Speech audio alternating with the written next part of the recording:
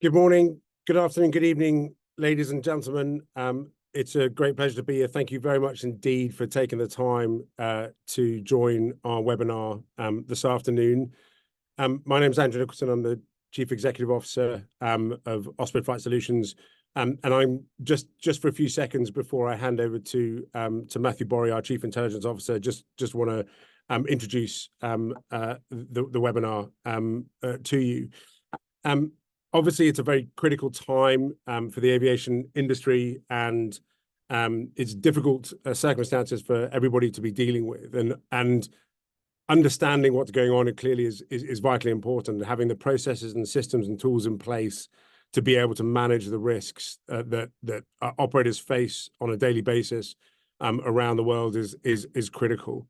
And I think that's one of the real reasons why we need to continue this discussion and continue to work out ways as an industry how we can better manage risks, how we can better support the industry, how the industry can have the tools and information it needs to really understand it and manage the risks to overflight, particularly in operations over or near conflict zones.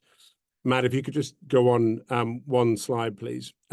This is the reason why we are running the World Overflight Risk Conference in July in Warsaw, Poland, really to bring everyone together to have those conversations. I'm going to talk a bit more about it at the end of the webinar.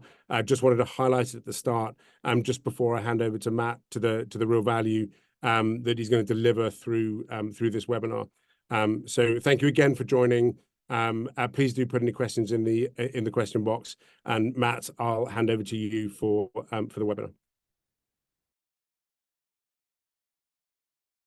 Thank you, Andrew, for the introduction and also for mentioning the World Overflight Risk Conference.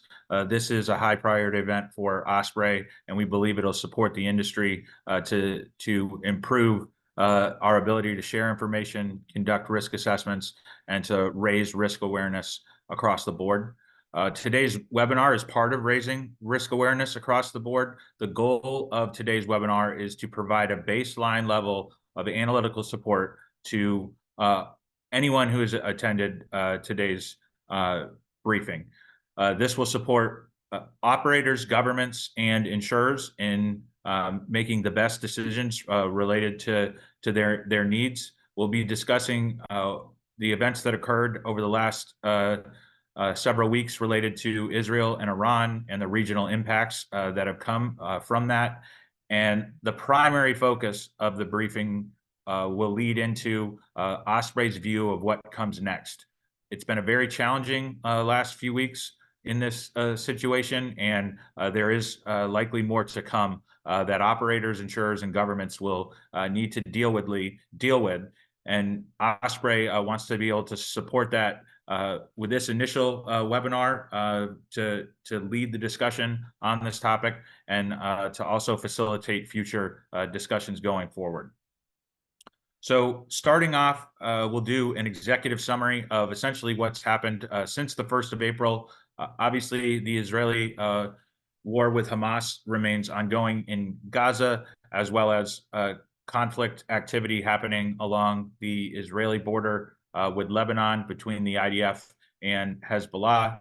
There's been Iranian-backed militant group activity in Syria, Iraq, and Yemen that has also been directed towards Israel since the start of the war between the IDF and Hamas in October. But the key events that we're going to be looking at in today's briefing are what took place on the 1st of April, what has happened over the last 96 hours since the 13th of April, and then what we can expect to see next.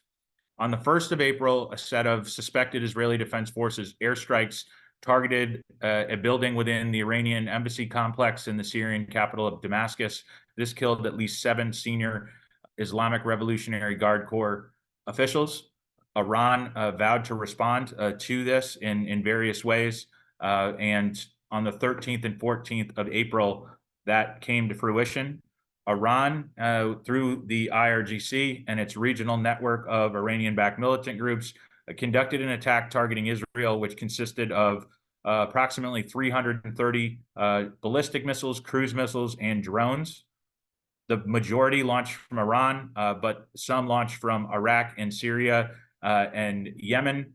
Hezbollah activity was ongoing during this time frame as well, and Hezbollah launched unguided rockets into the Golan Heights and drones as well at Israel.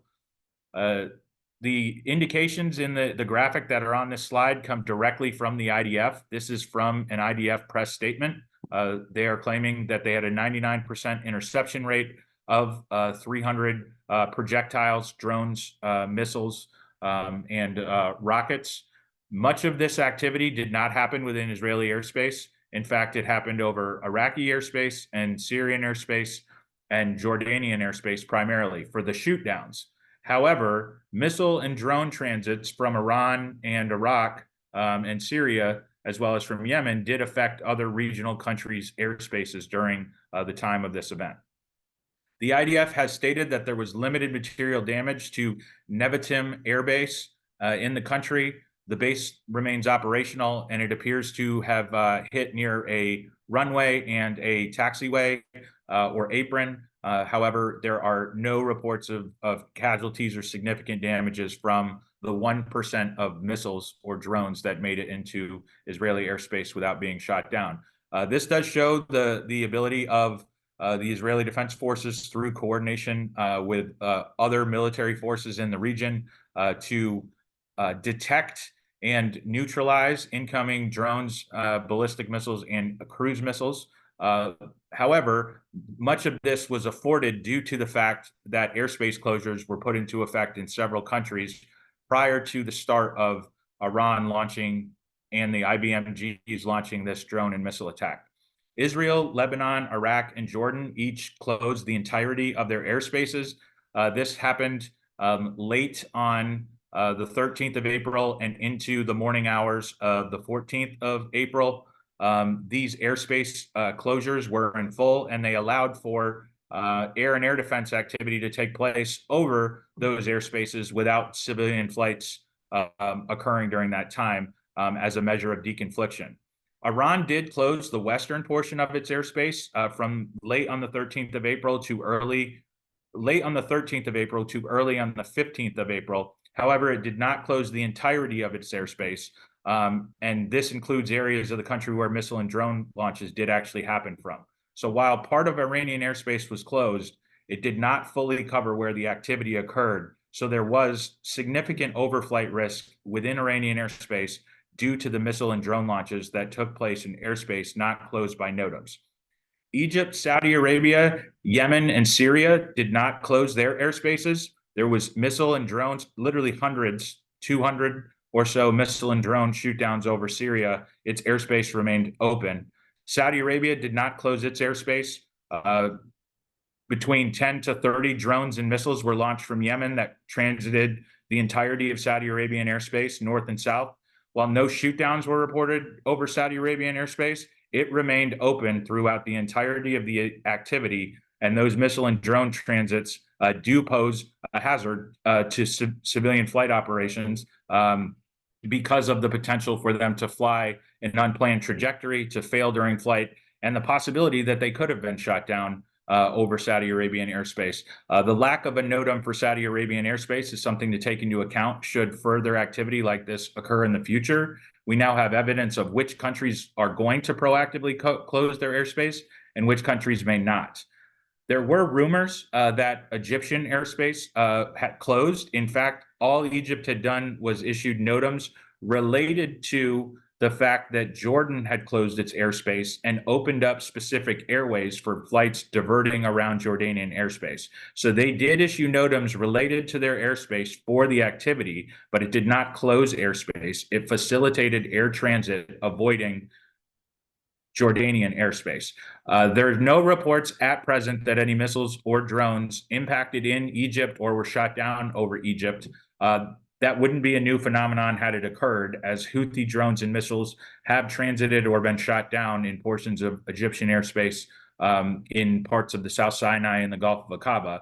But in this situation, on the 13th and 14th, we don't have indications that missiles or drones transited Egyptian airspace or were shut down within Egyptian airspace. However, GPS spoofing did occur throughout the majority of the countries that we mentioned, including Egypt, throughout the activity on the 13th and 14th of April. And while the airspace remained open, that is an overflight risk that needs to be considered for flights not only over Egypt, but all the countries we've mentioned so far: Israel, Lebanon, Syria, Iraq, Jordan, Iran, Egypt, Saudi Arabia, Yemen. These countries are experiencing GPS interference, mainly through jamming, but also through spoofing. That activity does pose a hazard. It can disrupt your use of very specific systems on board aircraft.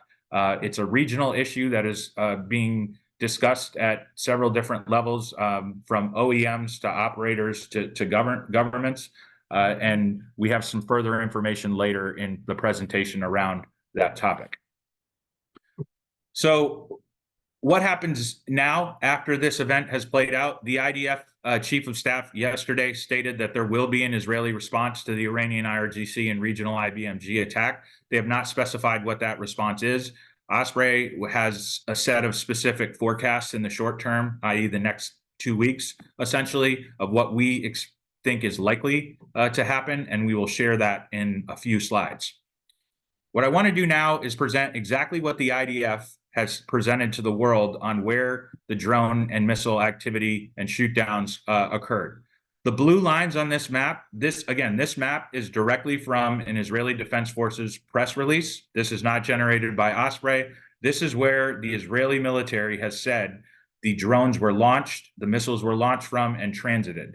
As you can see, drone and missile launches from a variety of areas inside of Iran took place. You can see that these drone transits also, and missile and drone transits also covered parts of the Persian Gulf. They transited over Kuwait. They transited over Saudi Arabia. Kuwait, Saudi Arabia, again, did not close their airspace during this activity. And while no shoot downs occurred over those countries, those drone and missile transits are hazardous to flight operations. You can also see that these drone and missile launches that occurred from Iran, based on where these launch points are well outside the 100 nautical mile area of the border that Iran closed of its airspace. So when Iran closed its airspace on the 13th through the 15th, it effectively covered a 100 nautical mile buffer from the Iraqi border. You can see that activity deep in the center of Iran included drone and missile launches from a variety of locations. So in effect, only a portion of the Iranian NOTAM covered the actual areas where activity occurred. This needs to be taken account not only now in planning for considering future launches from Iran, but if Israel is planning on conducting strikes against targets where drones and missiles were launched from, every one of these locations deep in the center of Iran needs to be considered a potential target, as the Israeli military is highlighting where it believes the drones and missiles were launched from. You can see a significant amount of activity occurred over Iraq. While Iraqi airspace was closed ahead of time, there needs to be an understanding that Iraqi airspace was severely affected by this. It had to be closed, and the reason it had to be closed was because of the volley of activity that occurred. Not just the missile and drone transits, but the number of shoot downs that occurred over Iraq, as well as Syria, was substantial during this. Again, if we start looking at what comes next, if there's going to be Israeli airstrikes into places where launches came from Iraq and launches came from Iran. If Israel is going to strike targets in Iraq, the potential for air defense responses by Iranian-backed militant groups in Iraq exists up to flight level 320 at least. The Iraqi military has high-altitude conventional SAM systems in SA-22 Pantsers. SA-22s are capable up to flight level 490 and have been utilized in the past for defending Iraqi airspace. Iran has a history of misidentification and miscalculation related to its airspace and its air defenses, and that is noted by the tragic incident of PS-752, where Iran shot down a commercial airliner over Tehran in early January of 2020 during a period of heightened tensions. So when you're taking into account the two main airspaces that could be affected by Israeli responses, you need to look at where the activity that was directed toward Israel primarily occurred from and over. Those two areas are Iraq and Iran, and not just the western border of Iran, much deeper into Iran than I think most operators, insurers, and governments are taking into account. The next piece I want to highlight again is these launches from Yemen. These transited across Saudi Arabian airspace. If Israel is going to strike launch locations or targets associated with the attack that was just conducted against the state of Israel, strikes in Yemen are not out of the question, and we will discuss that as well in the coming slides.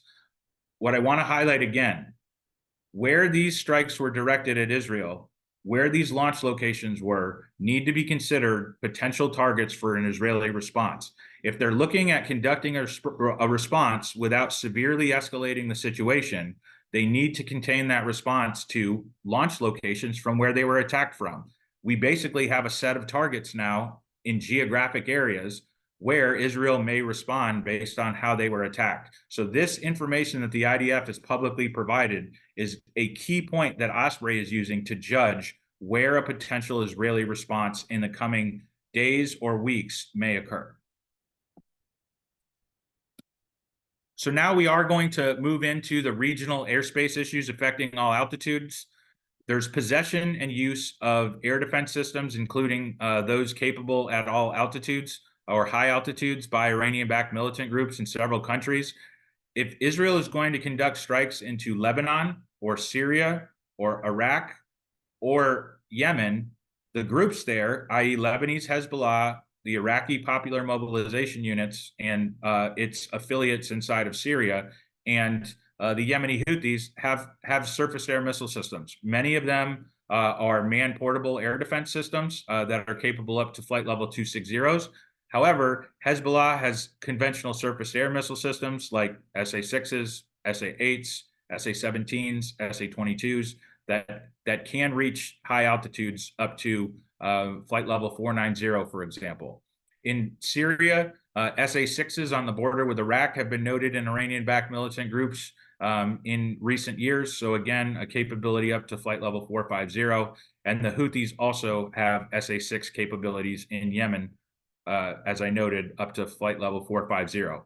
All of these groups also possess the Iranian-made 358 loitering air defense missile. It is capable up to flight level 320 and out to at least 20 kilometers if it's in a loiter phase. But if it is in a standoff phase, the U.S. Defense Intelligence Agency recently stated that the 358 missile has a direct standoff range of up to 100 kilometers. We also have the all-altitude SAM systems operated by governments. So I think everybody's well aware that Syria is regularly targeted by Israeli airstrikes, and that Syria launches air defense missiles in response. Conventional SAM systems like the SA-5, which has a range of out to 300 kilometers, has been used on a number of occasions. These SA-5s have landed in Cyprus. They have landed in the Eastern Mediterranean Sea.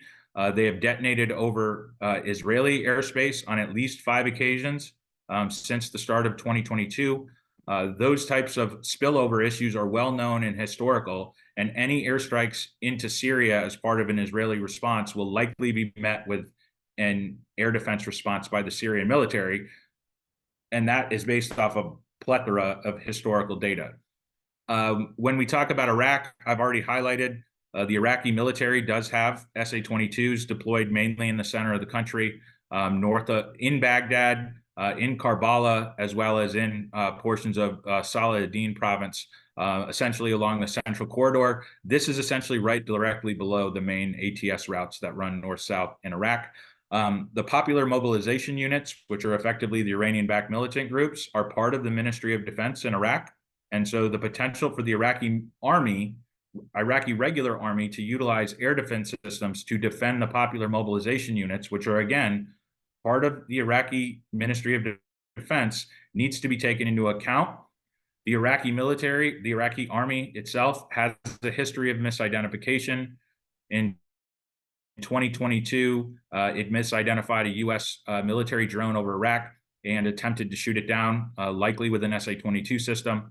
So that highlights the concern that we have over Iraqi airspace should Israel conduct strikes either into Iran from over Iraqi airspace or against the Iraqi Iranian-backed militant groups that conducted drone or missile launches against Israel on the 13th and 14th of April.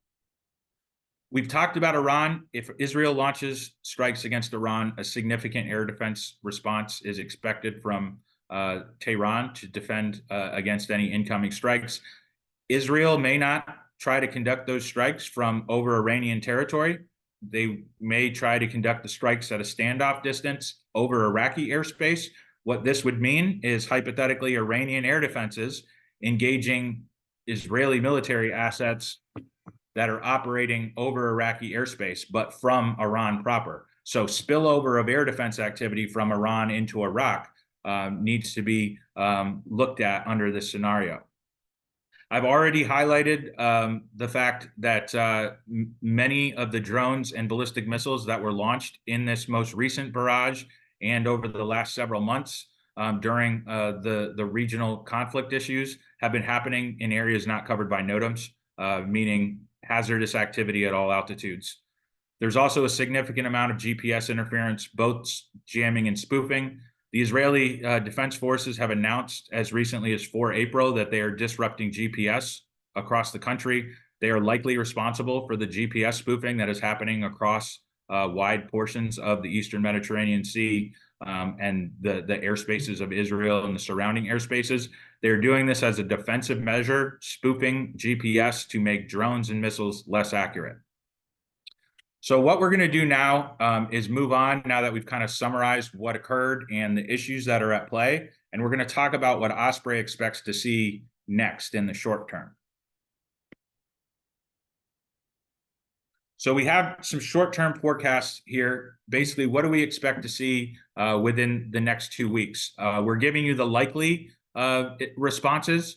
There's a variety of possible responses, and there's a variety of unlikely responses. Our goal here, though, is to look at credible scenarios of activity which we assess to be likely so that operators, governments, and insurers can make the best decisions around their needs with this information. Based on the statements of the Israeli Defense Forces, Osprey assesses that a limited set of strikes against IRGC military-based targets in Western Iran from where drone attacks were launched are likely. Those strikes would likely be launched from a standoff area, and Iraqi airspace would be the primary vector for that. A limited set of strikes against IRGC Navy vessels or Iranian Navy vessels in the Red Sea or Gulf of Aden off Yemen is also one of the likely scenarios we're evaluating. There is a Iranian IRGC Navy vessel that has been supporting Houthi targeting of maritime targets in the Gulf of Aden and the Southern Red Sea.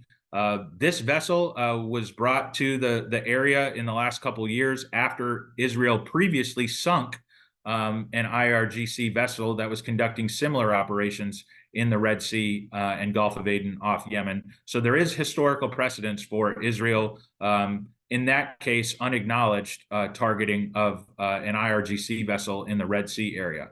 I do also want to highlight Israel has conducted covert drone attacks against military bases, air bases, Iranian facilities in Iran before. They just haven't publicly acknowledged those attacks. So technically, Israel conducting some form of strike against targets in Iran and not acknowledging it would not be a new phenomenon.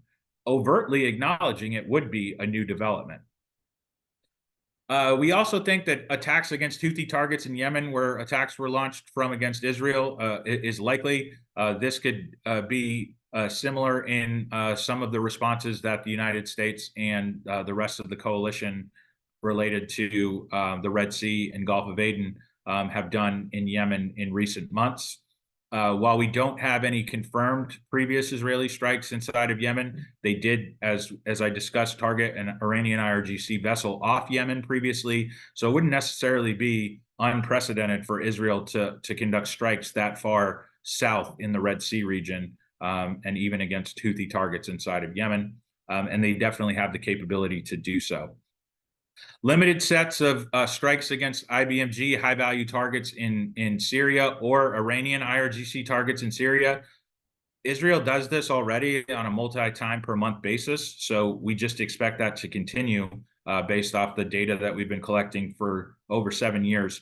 Our view is that this will be part of the response, but is going to continue even after that response is technically done, as this is part of effectively current Israeli Defense Forces operations, is to regularly target IBMG and IRGC assets in Syria, not just since October or what occurred on the 1st of April, but that is a long-running set of operations that have been ongoing for years. And then further limited sets of strikes against IRGC or Lebanese Hezbollah targets deeper inside of Lebanon. We have been seeing Israel target sites in Baalbek where Hezbollah operates. We also saw an Israeli airstrike against what is reportedly an IRGC drone base in the Khalat Jabr area of Lebanon on the Syria border. So conducting strikes reportedly associated with the IRGC in Lebanon fits into a likely scenario as well in the short term. Will Israel conduct all of the above simultaneously? There's good indications that this may be spread out and the retaliation may not be over in one fell swoop.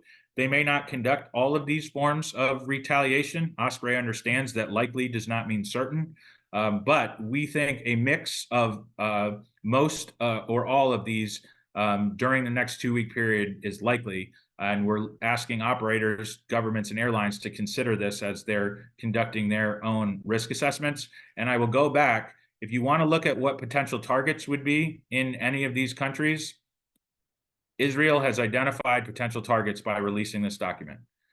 These locations from where launches were reportedly conducted from is a blueprint for where potential response strikes by Israel could take place. This covers a wide area of Iraq, the complete 50% western side of Iranian airspace, and most of northeast Yemen.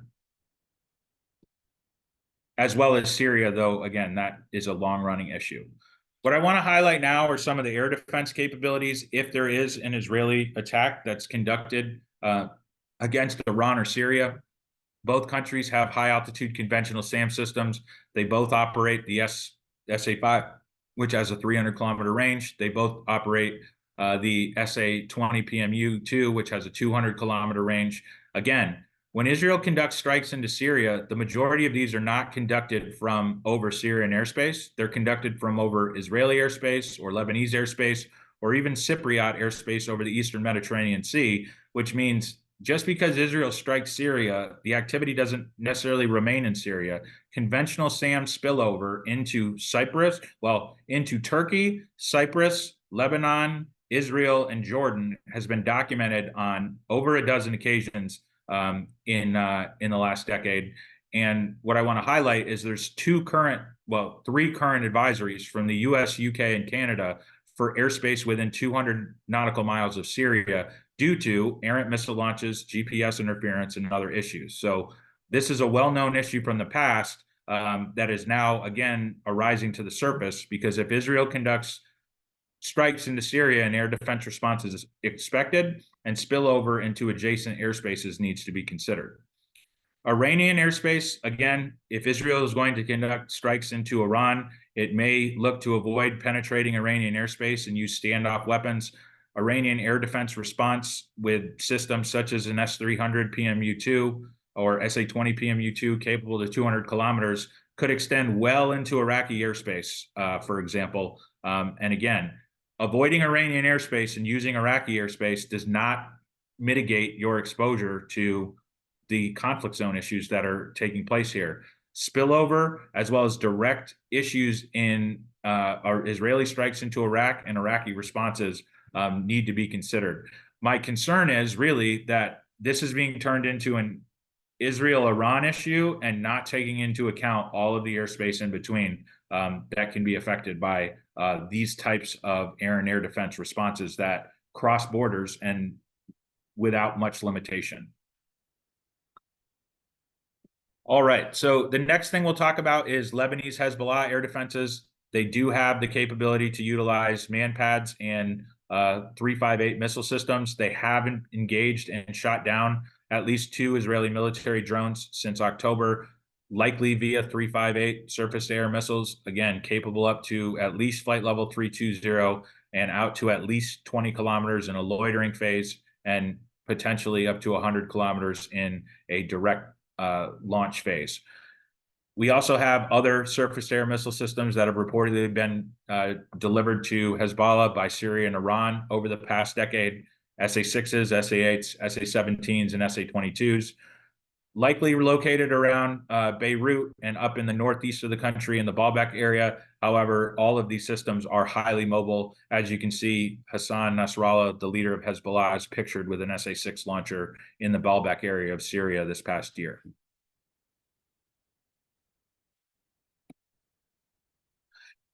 Israeli airstrikes into Yemen and Syria or Iraq and Iranian-backed militant group air defense responses in relation to that need to be considered.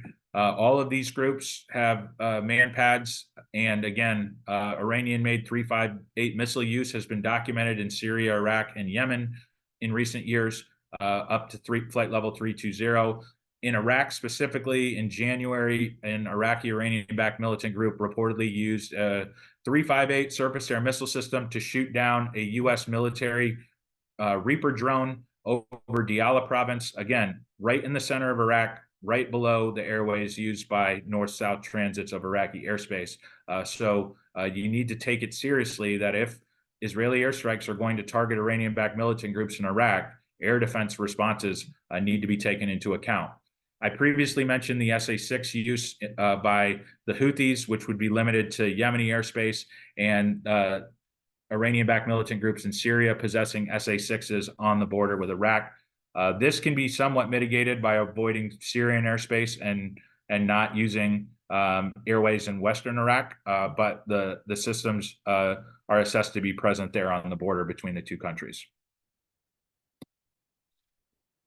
Iraqi military air defenses, the SA-22 systems deployed in several areas of the center of the country. In 2022, the misidentification of a U.S. drone is concerning. There are other short-range air defense systems and manpads in possession of the Iraqi army, including U.S.-made Avenger systems, which are pictured there in the bottom right corner of the presentation. Effectively, they're Stinger manpads, FIM-92 variant systems capable up to flight level 260, and the Avenger systems coupled with the Panzer systems make up the near entirety of the Iraqi air defense network. Again, the Iraqi army and the Iranian-backed militant groups, with the IBMG, some of the IBMGs being popular mobilization units as part of the Iraqi Ministry of Defense, the Iraqi army could be activated to defend those groups from strikes by Israel. They have had issues in the past on the span of or the ability of their operators to effectively identify targets. And it is a concern that if the airspace over Iraq is not closed during an Israeli response, that misidentification and miscalculation would come into play. All right, so what I want to highlight now are just some of the ballistic missile and cruise missile capabilities. The bottom line is the groups that attacked Israel on the 13th and 14th of October, the IRGC, the groups, the Iranian-backed militant groups in Iraq, Syria, Lebanon, and Yemen, all possess short-range ballistic missiles that are going to have capabilities between approximately 400 kilometers and 1,000 kilometers. They all have cruise missiles as well. Some of those being as short range as 150 kilometers, but as long a range of up to 2,000 kilometers. Military-grade weaponized drones. Each of these groups in Iran, Lebanon, Syria, Iraq, Yemen are going to have up to Shahed 136, CAS-05 type drones with a range of 2,500 kilometers. All of Israel would be in range of these, though again, ballistic missiles, cruise missiles, as noted on the previous slide, and these drones that have been noted here, the vast majority would likely be shot down by Israeli air and air defenses with regional support in the event of a second counterattack by Iran if there are Israel strikes in the short term.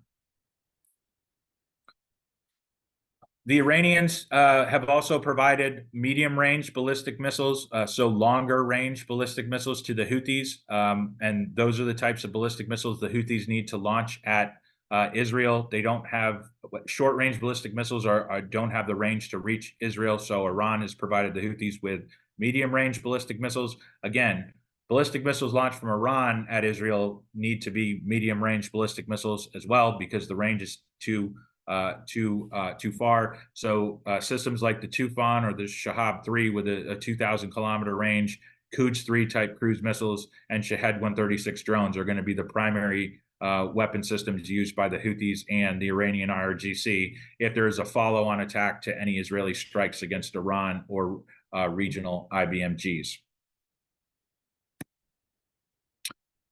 We'll go through the air defense assets of Israel and other regional states.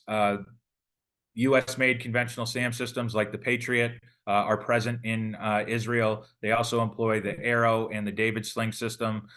These systems are capable essentially up into low Earth orbit, and the Arrow is specifically designed to shoot down those medium-range ballistic missiles in exceedingly high altitudes, essentially in low Earth orbit.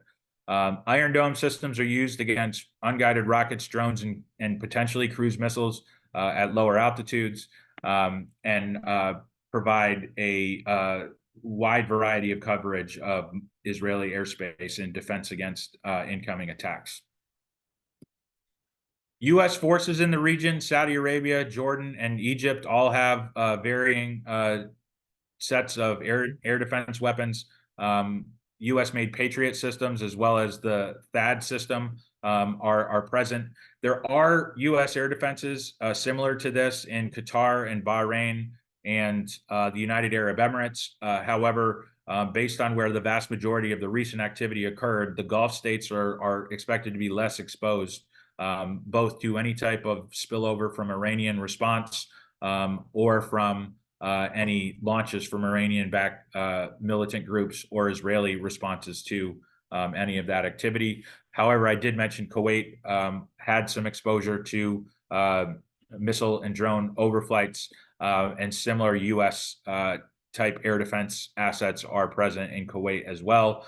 Based on the previous set of regional activity, the most likely state actors to be involved in defending regional airspace via shoot downs of Iranian drones or Iranian and IBMG drones and cruise missiles are the U.S., Jordan, and Israel. So I've talked a lot about the issues here, and I do understand that this is a lot for everyone to digest. We're dealing with 7 to 8 countries. We're dealing with at least 5 airspaces that were severely affected, as in they had to be completely closed or reroutes needed to happen within them due to the activity that occurred on the 13th and 14th of April. And we do understand that the fallout of potential Israeli strikes in the region, to include against Iran, could cause similar impacts to flight operations. What I want to highlight is that the vast majority of activity in the region, including what just occurred on the 13th and 14th of April, when it comes to Iran or Iranian-backed militant groups' uses of drones and missiles, occurs during hours of darkness between 1800 and 0600 UTC. In addition, if you look at the over 400 Israeli airstrikes in Syria in the past decade, well over 90% of those, probably closer to 95 to 98% of those, are happening during hours of darkness. So the Israeli response activity, as well as the Iranian-backed militant group activity for long-range drone and ballistic/cruise missile launches, happen in hours of darkness. The key mitigation measure for Israel, Lebanon, Syria, Iraq, Iran, Saudi Arabia, Yemen, Jordan, and Egypt is to conduct flight operations during hours of daylight. All of the issues that I've talked to you about previous to this deal with dynamic situations. Much of that has either all altitude threats or all altitude hazards, meaning altitude use for a mitigation measure will not mitigate exposure completely by any means. When we're dealing with ballistic missiles and we're dealing with high altitude SAM systems, you cannot simply overfly this type of situation. Osprey's view is the best way to deal with this is to geographically deconflict as much as possible from where the activity is occurring airspace wise. But again, there's limitations in how much you can geographically deconflict. The main mitigation measure is to time-based deconflict from when the activity is occurring. I do understand that this is a difficult proposition in certain cases because of slot times, crew rest, maintenance. However, if you're asking Osprey what the mitigation measure is that is feasible to deconflict from when the activity that is hazardous at all altitudes is occurring and to limit your exposure to the vast majority of overflight risk that is occurring at all altitudes, the way to do it is to conduct daytime flight operations only and avoid overflights at night in those countries that I've listed above.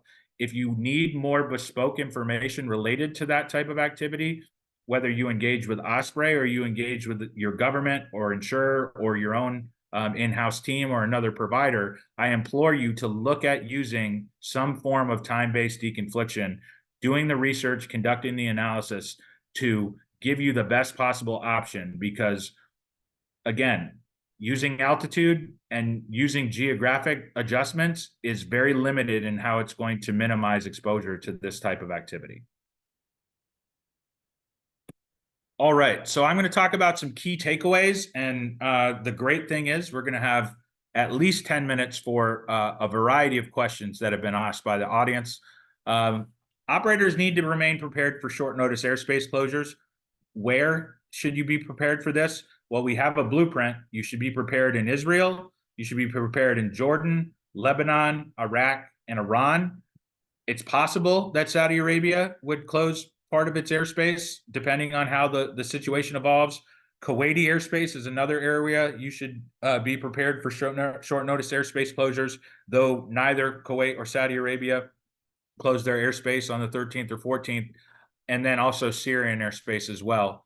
And again, the Syrians did not close their airspace on the 13th or 14th. So the countries that did close their airspace, at least partially or in full, you need to be prepared for that to happen again at short notice in at least the next 2 weeks. And again, the countries that didn't close their airspace last time, Saudi Arabia, Kuwait, and Syria, potentially closing their airspace in any Israeli response operations should they occur. I'm going to hit the nail on the head again here. The vast majority of this activity hazardous to aviation, especially at all altitudes, has occurred at night. The key mitigation measure is to fly during daytime hours as much as possible. Main ATS routes have been affected in several countries across the Middle East, and that means they've been exposed to hazardous activity at all altitudes. Again, that means you can't just overfly this threat, and using standard ATS routes as a mitigation measure doesn't necessarily solve this either if all altitude hazards are occurring on those ATS routes. Escalating political and military tensions are creating the increased potential for miscalculation in several countries. This is not a Russia-Ukraine type issue where you have Ukraine and you have Russia, maybe a little bit of Belarus, maybe a little bit of NATO, and maybe a little bit of Moldova and the Black Sea states. However, it's primarily a Russia-Ukraine conflict.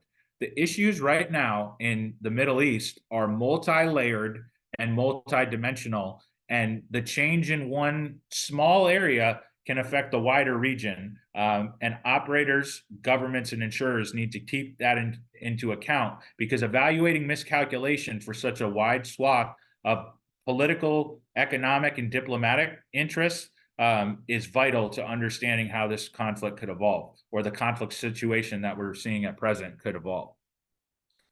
I think it's obvious that heightened air defense sensitivity is in place by several countries at present. Israel's air defenses remain on heightened alert amid the ongoing war with Hamas, as well as the conflict activity in Hezbollah. Iranian air defenses are likely at heightened alert due to a potential response by Israel. And considering the Iraqi groups and the Yemeni groups and the Syrian groups could be targeted, their air defense forces within their via BNSA networks are likely at an elevated level of sensitivity as well. I want to highlight we're not dealing with a region where no issues have happened before. Misidentification has already occurred via conventional SAM systems in the past. The most drastic example, again, being PS-752 over Iran. However, I already mentioned the Iraqi military in early 2022 misidentifying a U.S. drone and engaging it with a conventional SAM system. Similar incidents have happened in Iraq. An Iranian-backed militant group in 2020, in the 2021-2022 timeframe, misidentified an Iraqi military helicopter as a U.S. helicopter and shot it down with a man-pads over central Iraq.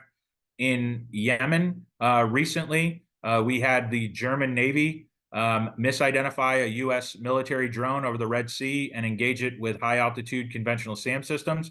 The missiles failed during flight and crashed down in the Red Sea. So not only was there a misidentification, there was missile systems not acting the way that they were designed. Also in the Red Sea, there's been several malfunctions of surface-to-air missile systems. For example, the Danish Navy experienced malfunctions on a frigate of its surface-to-air missiles in the Red Sea. So there is a history for misidentification and miscalculation or malfunctions within these areas. Osprey has data on all these kinds of incidents. This type of misidentification and miscalculation is weaved within our risk assessment methodology that we use to assess airspace risk at 3 separate altitude levels. And if you need more information about incidents, about mitigation measures, or about contingency plans, please reach out to Osprey after today's webinar, or engage with your internal security teams, engage with your government, engage with your own third-party provider. By no means does Osprey have to be the sole source of support to the industry, but we are standing by to help our current clients and any additional support that we can provide to those on the webinar today. Please do reach out and contact us. We are going to go to some recommendations. Again, the main recommendation is to conduct flights over the Middle East during hours of daylight. We also advise operators to have divert plans for airports across the Middle East. I would assume that there's a number of air carriers that are on the call today that had flights that had to divert and had really no notice that those flights were going to have to divert midway through their journeys. Have contingency plans in place for alternate airspace routings across the Middle East. We've had a number of operators reach out to Osprey recently about using Afghan airspace, and we've been providing bespoke analysis on the current situation within Afghan airspace and regulatory measures that are in place now or were in place in the past, and ways that carriers can evaluate use of Afghan airspace is one of the things that we've supported on recently. And then make sure you have access to timely data, whether it's through Osprey, whether it's through your government, whether it's through your own internal team or a third-party provider. Now is not the time to be complacent with a situation this dynamic. And then lastly, there is the ability to risk assess every single one of your flights. I know that for some online, they may not understand that possibility exists. Osprey has developed a capability and has been delivering it for several years now for your entire flight schedule to be risk assessed the second you file your flight plan. And for any changes while that flight is ongoing, or that operation is ongoing, for you to be notified specific to that flight. If you'd like more information on those types of services, please do contact Osprey after the call. And before I go to questions, I'm going to hand it back over to Andrew Nicholson, the Osprey CEO. Great. Thanks very much, Matt. And could you just please stick on the next slide? Thank you. And before Matt goes to questions, I know there are a large number of questions, so I'll only take a minute or two of your time just to talk about the World Overflight Risk Conference. Obviously, you know, the challenging situation that Matt has just talked through, all the detail and the great information that he's provided. You know, this information sharing is vital for the industry to be able to understand and make decisions and do what needs to be done to mitigate the risks to operating in these areas. And that's why this is, you know, really core to us as an organization, and really important for us to continue to do this. That is really why we have decided, in partnership with EASA, to launch the World Overflight Risk Conference this year in July in Warsaw. And the idea is that for the first time, this conference will bring together really the three key stakeholders in the overflight risk challenge, and that is the operators themselves, the regulators, and the insurers. And to have the conversations that need to be had, to have those challenging conversations and discussions around how we deal with this issue, and really to start to break down those silos between those organizations, those sectors, which really increase the risk to operating through these areas. Just a couple of things. It is a not-for-profit event. We're not making money out of this. It is a completely not-for-profit, and ticket prices for that reason are very low. And obviously, as you can see on the slide, you can get 20% off your tickets if you book before the end of April. But really the focus, and that's why we've kept this as a not-for-profit and a non-commercial event. Really, the focus is about taking the tangible steps forward in improving the way that we can manage and understand these risks in overflight. But really, this comes down to how many people we get there, and the more people who can engage in the conversation and be there to engage in that conversation, the more fruitful it's going to be for all of us and for the industry as a whole. So please do come along. Please do be part of this critical conversation, which particularly at this time, and it's not getting any less complex, is of vital importance for all of us to understand what's going on and to take the measures that we need to keep our people and our assets and our aircraft safe. Thank you very much indeed. I'll hand back to Matt to go through some of the questions. Okay, great. Thank you, Andrew, for the discussion around World Overflight Risk Conference. And it's awesome that we're going to have questions answered right now, because a part of the World Overflight Risk Conference is going to be the ability to engage with other experts within the industry, engage with your peers on topics like this, and ask questions that you may not have been able to ask, get insights that weren't as easily seen. I have over a dozen questions in the Q&A. We probably had over 10 questions that were posted before the webinar. I'm going to try to get through as many as I can. I think I'll be able to do at least 5. So I do appreciate the engagement. One of the first questions is this viewed by Osprey as a proxy conflict, and to what level is the Iranian IRGC involved? I think that has now been answered. If this was a proxy conflict before, as in mainly between Iranian-backed militant groups being directed by the IRGC to attack Israel, that equation has changed.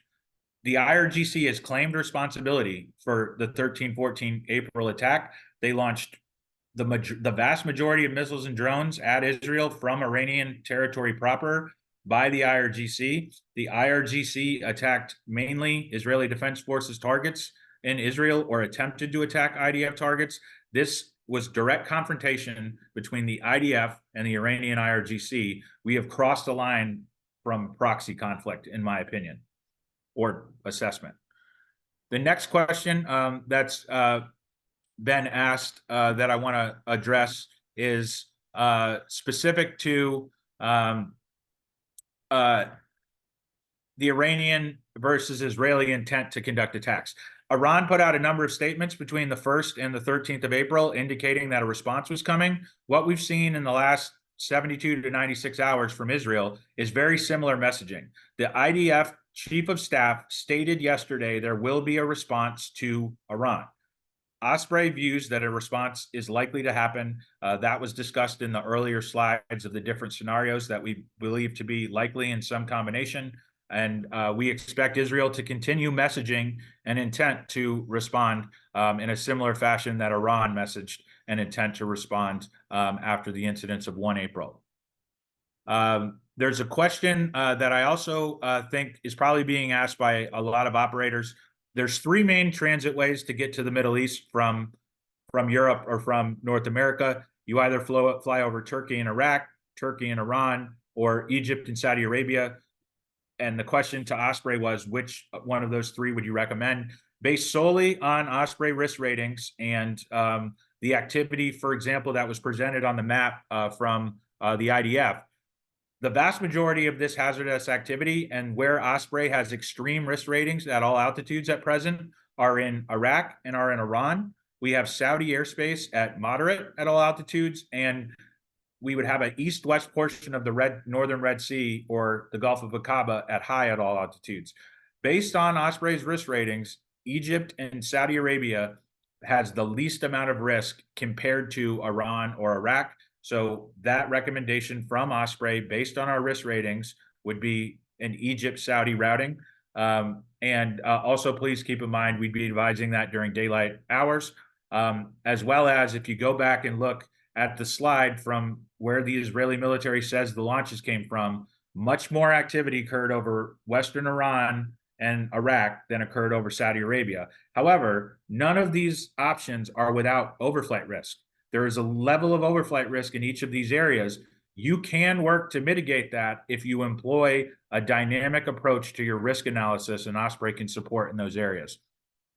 There is a question that is near and dear to my heart, so I am going to answer this one. It may be a bit in the weeds, if you will, for some on the call who are not as familiar with the 358 loitering munition or surface air missile that is employed by Iranian-backed militant groups. The question is, does it have the ability to differentiate between targets? So after the 358 missile is launched and is in a loiter pattern or in a direct standoff launch, does it have the ability to pick different targets, or is it only, lock on to one target and stick, i.e. it's infrared and only guides on infrared signatures? It's a dual mode seeker. So it has an electro-optical seeker where the operator on the ground can see through the electro-optical seeker and guide the 358 missile to a target, or it can switch into IR mode, and then it's going to lock on whatever IR signature is within the micron band of that seeker and guide to that, basically hot engine parts of an aircraft. So the answer to the question is yes. If the missile is in the electro-optical mode, there is a human control element where the missile would be guided from the ground by an operator using the electro-optical seeker. If it is in IR mode, the missile will target the biggest heat signature that fits within the micron band of the seeker and will guide to that. That creates the potential for operator misidentification in the electro-optical mode. In the IR mode, it creates the potential for the inability to discriminate civilian from military, as in if a 358 missile is launched and is in loiter or standoff, it is going to look for the biggest IR signature it can find, and it doesn't care if you're a military target or a civilian target, and there is no real override ability other than the guesswork potentially of a kill switch on the ground. It will target the biggest IR signature it sees. This is an emerging threat, the 358 missile system, and I'm happy to announce that maybe letting the cat out of the bag here a little, but this threat weapon system, the Iranian 358, will be part of the discussion at the World Overflight Risk Conference in 2024. The key point around systems like 358, 10 years ago, nobody would have even thought about this. 5 years ago, you might have thought about it. 2 years ago, you would have said, oh, that's neat. Now you need to look at this system as a more advanced and lethal version of a MANPADS that has very specific capabilities that are difficult for civilian operators to mitigate against. And so these kind of discussions are what we need to have as an industry at events like the World Overflight Risk Conference and on webinars like today's. We have reached the top of the hour. I apologize for not being able to get to all of the questions. We do have the questions logged, and we will be sending out a recording of the webinar to everyone who has joined. I sincerely appreciate everyone taking the time today to join this Osprey webinar, and please do not hesitate to reach out if you need support from Osprey. Take care.